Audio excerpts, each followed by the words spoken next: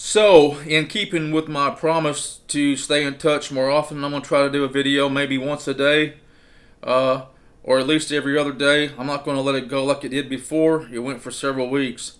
And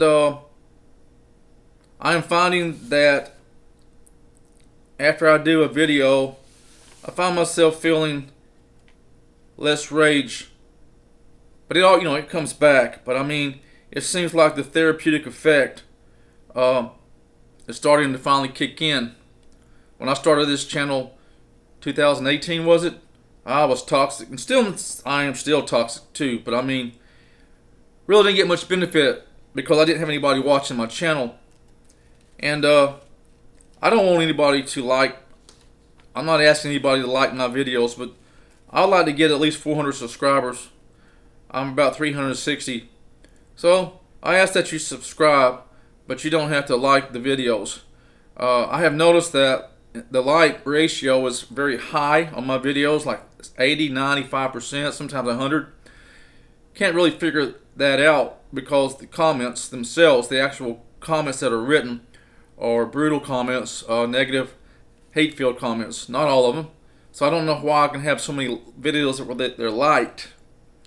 50 likes to 7 dislikes. And then have so many hateful people, but that's okay. I'm not here to win friends and influence people. So the subject of this one is a comment that occurred on one of my videos, and I didn't write down that video, but the guy's name that's on my channel, I don't know whether he's subscribed or not, but he goes by Fight for Your Freedom. Okay. He sent me a comment which is disguised as being helpful. It definitely was not attacking. It was definitely not insulting. But I will uncover the real message of what he was really trying to say to me at the end. I will post that message on this video. So you look in the information section. You'll see the video from this person called Fight for Your Freedom. So this is what he said. Hey Wayne, I don't know if this will make it better or worse, but from what I can see, he's talking about this woman, Monica, that I had talked about. She did not have any feelings for you, unfortunately. Look at how small her channel is. One of the things she is doing is trying to attract as many people to hear her channel as possible, because that is how she will grow her business. I think she was happy to lead you on partly because she saw you as a potential future client. There is a positive side to this, which is I don't think you screwed up anything. If you do finally meet the right kind of woman who does have real feelings for you, then she will have some amount of patience with you. That said, now here's the kit. This is the one what I really want you all to listen to, okay? This is what I want you as men to listen to. And I'm sure there's probably women watching this. Okay, this is what he said. That being said, women have a lot of choices. So you do have to put your best side forward for at least a few months before admitting any weaknesses. You first get them to like you, and then you can slowly show the odd negative trait. I mean, basically, if you call what I am an odd negative trait, that's an understatement. But anyhow, he calls it an odd negative trait. And at that point, they may accept it. But early in the relationship, it's far too easy for them to just replace you. So get out there and try to meet a woman close by to where you live who is a good match for you. And try to be positive with her until you build a relationship. Best of luck. Now, on the surface, any other man will say, hey, that's a nice guy. This guy, wishing me well. And I think he really does.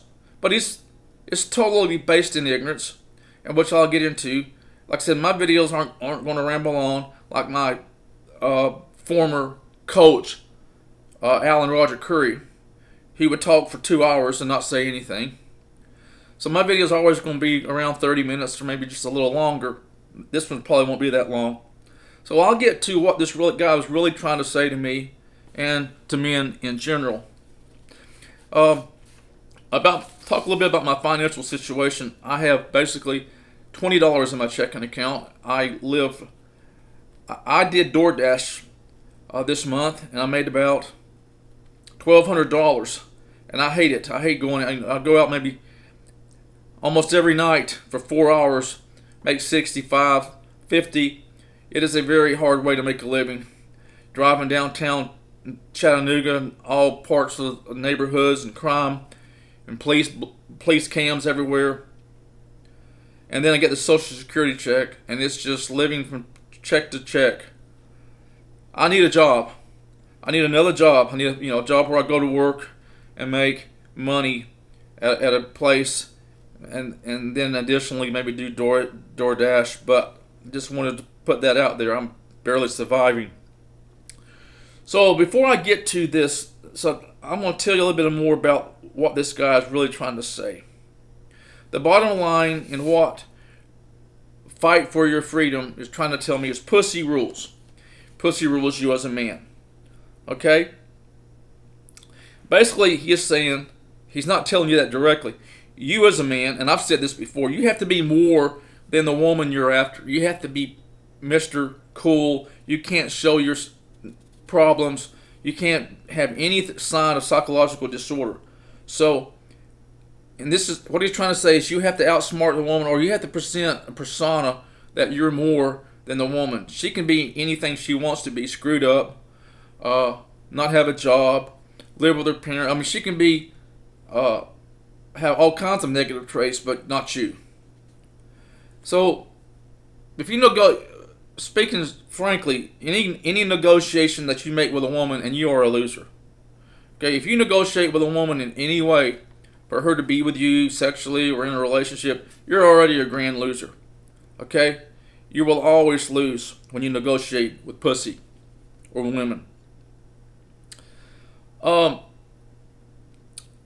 have to look at my notes that I make because I don't want to ramble, and I don't know if I've ever said this. See, years ago, 30 years ago, it really upset me when I tried to share my problems and my viewpoints, and people just didn't get it. They didn't want to get it, and they get angry. Well, I don't see it that way, and I get upset and bitter that people don't see the things the way that I do. And the relief of that is I don't care no more. I don't give a fuck. I don't care if anybody sees it my way. I don't care if I have anybody on my side as supporters. It's good if I do. But I do this channel for me now.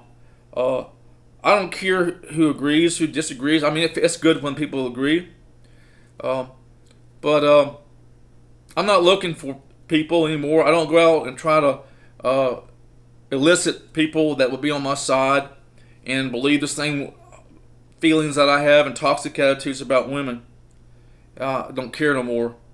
Because I learned a long time ago that men are basically cowards, and they're going to do anything they can to retain the woman in their life and the pussy. They ain't going to do anything that's going to endanger that. So, I'm going to talk to you a little bit more. I guess that pretty well covers it about the fight for freedom. What he's really trying to tell me is that the women have the pussy and they rule. And that if you want to have one of them, you have to act and behave in a certain way to win their favor. And at any time, it's just too easy. A woman can replace you. That's weird. Why can she replace you, but you can't replace her? Have you ever asked that question? I mean, you could leave, but can you replace her?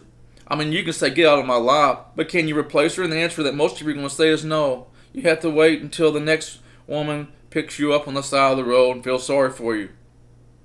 But not her. Why? Because she has a vagina and she can just go find somebody else. Now, who gave her that power? You did. Men. Men gave women that power.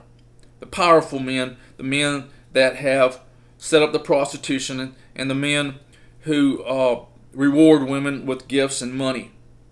So your own fellow man is the one responsible for your misery with women and my misery with women. The only way is not to play the game. The game is set up to lose if you're an average man. some very prominent writers I used to read, male writers, they said that basically only 10% of the world's population of men, 10%, are successful with women to any degree. And that's even doubtful. I'm going to talk about my friend I used to have named Jamie. Now, Jamie was about 3 years younger than me. I'm 66, so he's about 63. In high school, I've known Jamie for 50 years. In high school, I graduated in 75. I think he graduated in 77, maybe 78. So he was younger than me.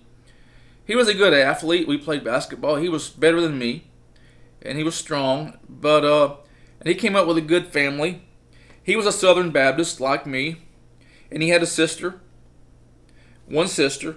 And Jamie had girlfriends, so he was popular. He was a real nice guy. Okay, he was not kind of a guy that's going to screw around. He was a Christian, what you would call a Christian. Excuse me. But I lost touch with Jamie over the years. And then the last time I spoke to Jamie was April of last year, 2022, after I was coming home from Iowa. I had gone up to Iowa to attend a sex orgy that I did not participate in, which I described in other videos. And him and I basically cussed him out and called him some ugly names, and that's the last I ever spoke to him, and I'll tell you why. So in 2019, I went down to my hometown of Fort Meade, Florida, where I used to live. I grew up in Florida, and I was staying, I had an RV at the time, or travel trailer, and I was staying in a campground down there, and he came to see me one day and told me about his wife. He'd been married, I don't know how, this was 2009, so I think he'd been married for probably 20 years. 89, 90, yeah, at least 20 years to a woman that was 10 years younger than him. And so the story was that she yelled at him all the time. She wouldn't give him sex. She wouldn't sleep with him. She wouldn't take care of the kids.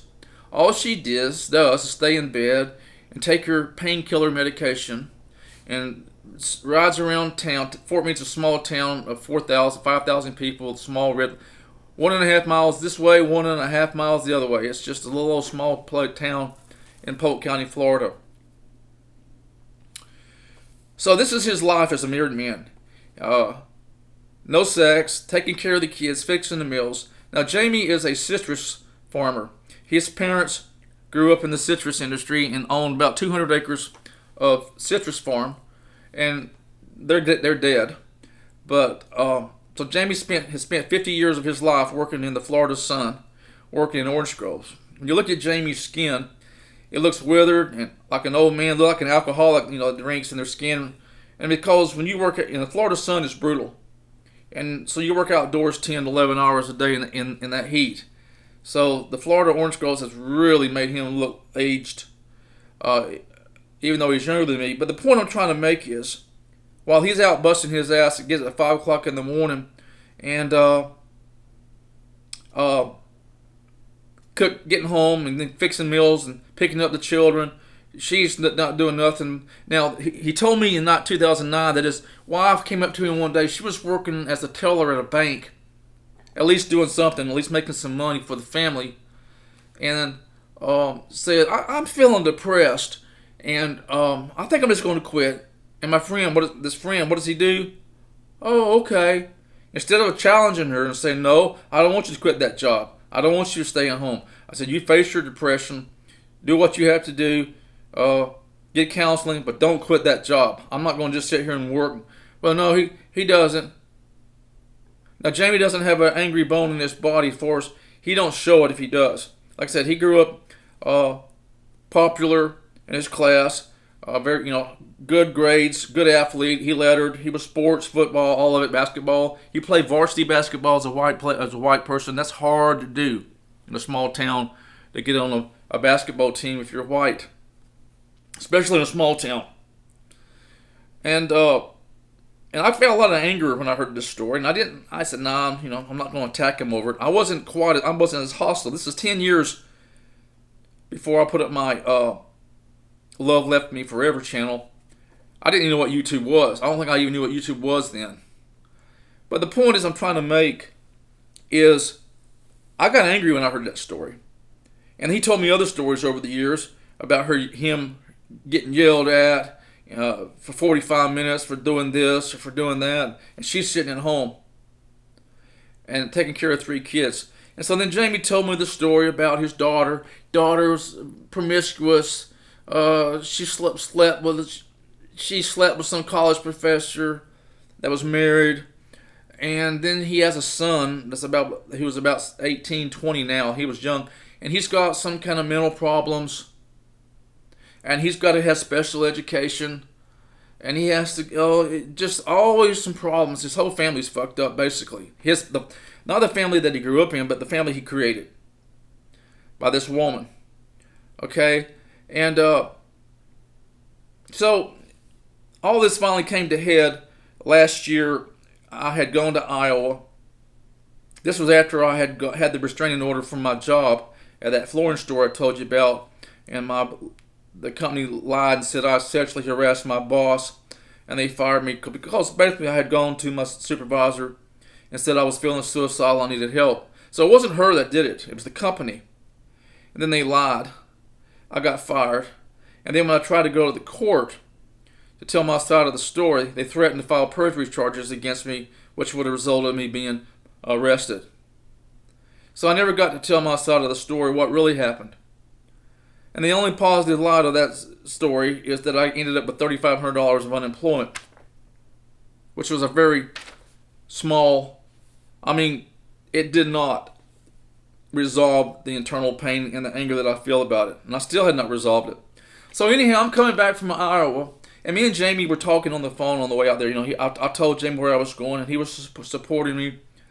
So on the way home, this was just like 4 days after that court hearing where I was threatened with perjury charges. I'm filled with rage. And then and I went to that orgy in Iowa, and I did the women were so ugly.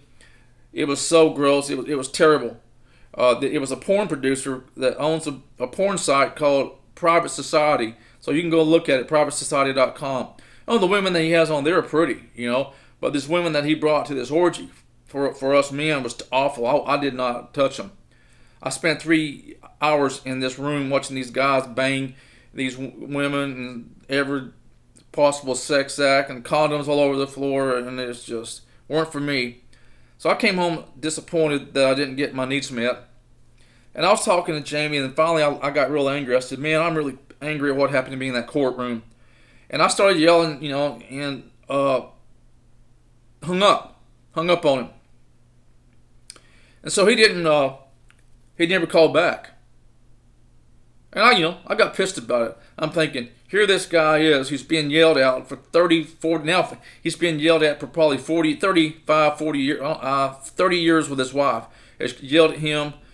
He's not getting laid. He's not getting any sex from this relationship. He's taking care of the family. He's paying the bills. He's out there he's baking his ass off in the Florida sun in the citrus grove.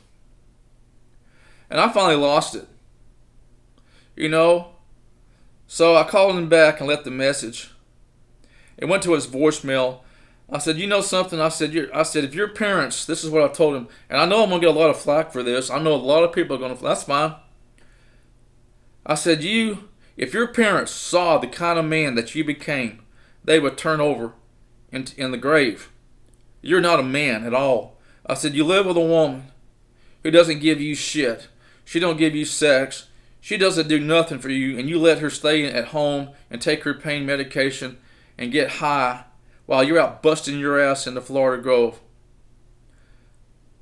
You got a daughter you raised as a slut, and you got a son with mental health problems. And you call yourself a man, and you let that happen, and you allow that to be. And you let that woman rule your life. And you know what his excuse was? I left out something earlier. His excuse was why he didn't divorce her 20 years ago was because she might get the orange groves. Like I said, he's a citrus farmer, and he makes his living solely off selling citrus. Citrus in Florida, it gets ripe in November, December, and January, and then also they have these oranges that come in May. So that's his living. That's all he knows how to do is farming, citrus farming. He's done it for 50 years. And So his big fear is that she is going to take everything, the house. He had a really nice house, the land, and the grows. Like I said, negotiate with a woman, you lose. So I have no respect for him. He puts himself in this relationship, and he's afraid to lose it. Afraid to lose everything. The only reason he's in that relationship is to save his livelihood. And most of you said, oh, what's wrong with that? You do the same thing. No, fuck, I wouldn't. No, the fuck, I would not. So, I've been talking for 20 minutes. Men and women will never be friends. They will never be friends. Now, the men will say that. Oh, I got a good friend. No, you don't. You don't. You're not friends with a woman. You might have a wife. You might have a girlfriend, but she's not your friend. She will always screw you in the end, and I don't mean with sex. So I'll tell you a quick story. Two more quick stories. This is the story of Lori. When I was about 1992, this girl named Lori, she was 21 and I was 35. She came up to me in a department store where I worked. It's called Moss Brothers in Lakeland, Florida, and started flirting around with me. And I was flattered. And then 2 years later, she showed up again when I was somewhere else. And she was divorced. She was divorced now. And we ended up having this little brief relationship where she had sex with me one time. And she initiated it.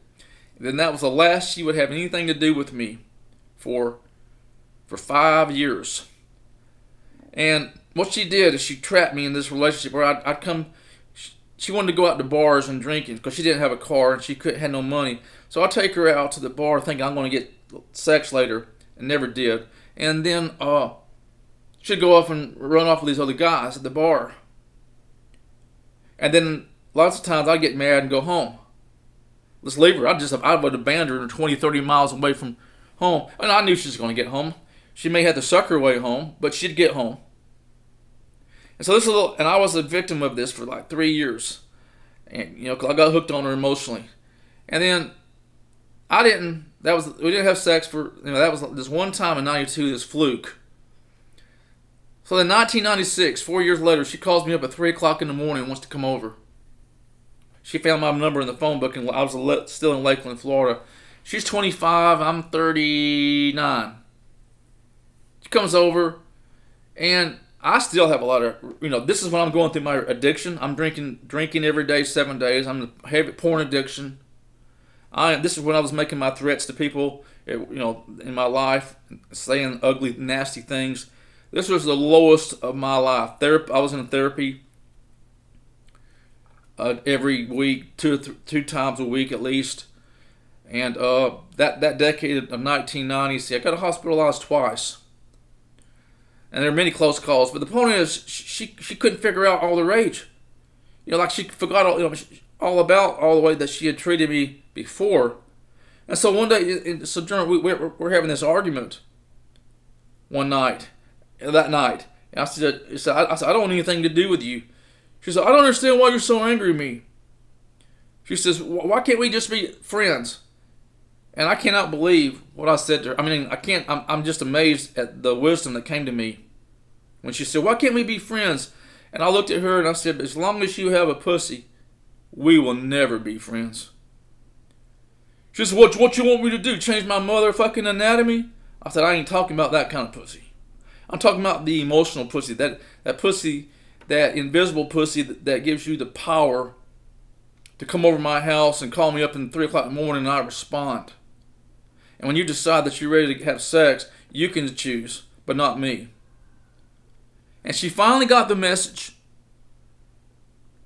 I will say she was not afraid of me. I will say she didn't fear me. And I never abused her. I never hit anyone. I never abused any woman physically. And that's the last I ever heard from her. Never saw her again. She never called. But that was the story of Lori in Lakeland, Florida, 1990. It started in 1989, and the last time I saw her was 1996. And that was it. That was the last sexual experience. I didn't have sex with her that night because I got angry instead. And then What else was I going to say? I was going to talk about this court case on Court TV called by a guy named Danny Masterson. Danny Masterson. He was an actor. This guy's about 40 now, I think. 30 or 40. He just got sentenced to 30 years for rape. And he was an actor on a TV show called The 70s Show. I used to watch it back in the 90s. And I can't even remember which character he played because he's older now. I don't recognize him. He played one of them teenagers back in the 70s show. If you'll, that's that show where he had that guy named, it don't matter. The 70s show. Well, these women claim, 3 of them, that 20 years ago he raped me. He raped me. There's no DNA. There's no police reports. They didn't file charges 20 years ago. But now all of a sudden, he raped me. And as a result of just female testimony, the same thing happened to Bill Cosby. Bill Cosby went to prison. He's out now. He went to Cosby. Women told him from 30 years ago, accused him of rape. 30 years ago, and he went to jail, and it was really going to be for life. But the court overturned it. Prosecutorial misconduct. But Masterson is going away for 30 years. Just because 3 women said, he raped me. No DNA evidence. So, if you are a man and you're in a relationship with a woman married, you're a fool. If you're a man in a relationship with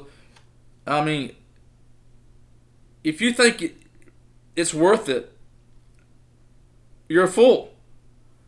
You think you could tell a judge or a jury, hey, this woman here 20 years ago was in my life and I had a teenage boy and she seduced him and was having sex with him for, God, it must have went on for 2 years, and my son was too afraid to tell me because she said that she would say that my dad was raping my dad's girlfriend, something like that. You'd be laughed out of the court. You'd be laughed out of the court. Now, there's situations where these teachers seduce students and they get caught and they get busted, but they get out. It ain't no big deal. They may go to jail for a while. But that didn't, think about it. Danny Masterson he will probably serve 30 years for rapes that he made. Who knows? Just because a woman said he did it. And I guess that's about all I want to say. Like I said, this started out with this guy, fight for your freedom, telling me you first get them to like you, and then you can slowly show that odd negative trait. Buddy, if what I have is an odd negative trait, that he has a gift for understatement. But, so you get out there and try to meet a woman close by to where you live. But like I said, the biggest thing is, he says, women have a lot of choices. Really? Yeah, they do. They have a lot of choices because we give them choices. We let them have them choices because of the power of pussy and our desire to have it. So, I guess that's really all I want to say. I don't identify with terms, and some people were calling me a red pill and black pill. I don't give a shit about any of that, or incel. I don't give a fuck about that. I'm just a man that's angry. I'm angry at this system. I'm angry at women and the power they have over society, and that nobody's doing anything about or recognizing or talking about. There's a guy, I might do that video today or tomorrow. I'll definitely do it over the weekend. His name is called Southern Israelite. He put a video up of me, of my video where I talked about the 40 years ago, love left me forever. I talked about that restraining order from Bonnie. And he put up this video criticizing me for 49 minutes about me. So I've watched some of it, but I haven't watched all of it. And I will post that video on my channel along with the video that I make about my response to it.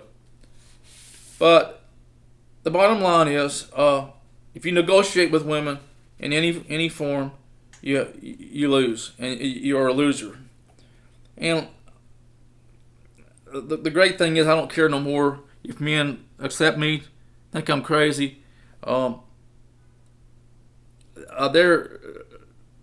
There's a lot of. I want to talk about the comments. A lot of people have commented, and basically, I can't spend a lot of every time I read those comments, even the positive ones, and I had to put my thought into them. I mean, it puts me in a bad state of mind. The last night was not a bad state.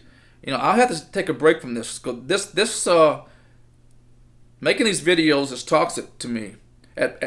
As I'm making them, this one is not so bad. But when I'm bringing up this anger, I have to live it. I have to taste it. I have to feel it. So, we talk a lot about the Course in Miracles. Like I said, I never said the Course in Miracles is not true. It's just that it's a lie in terms of it did not help me. It does not help anybody with any problems. But it has this thing where it says, whatever you teach to others, you retain. Whatever you give out into the world, in other words, what you present and what you give out, you experience. So I experience the toxic effects of my emotions. I experience it. Now, it goes away.